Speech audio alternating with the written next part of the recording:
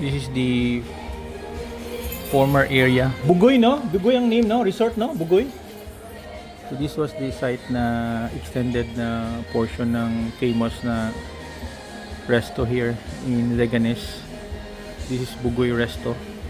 Tinanggal na nila, which is good also because it affects portion of yung dagat, protruding sa dagat. So famous to siya for seafoods. Yung facilities nila. This is Bugoy's Resto, owned by the mayor of Leganes.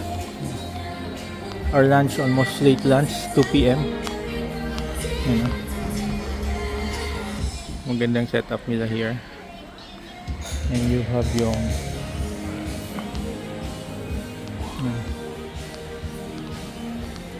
so we're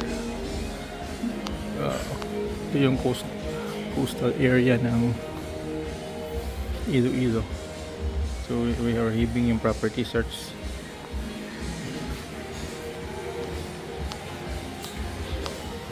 Maganda yung the food is reasonable also.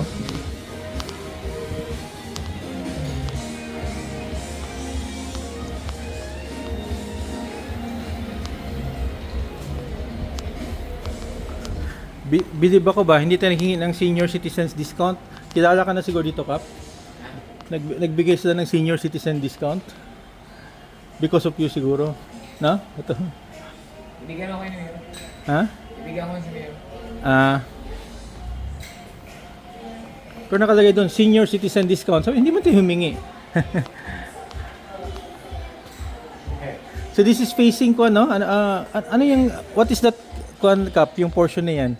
Yung parang ano yan, cement o yan na portion, no? Ano yan? Ano yan, industrial Ano yan, sir? Another resort yan? resort yan or ano to? Ang Sea Garden. Sea Garden. Yun, yung doon, yung parang industrial, ano ba yan? Coal plant yan. Coal plant, okay. DCP coal plant. Okay.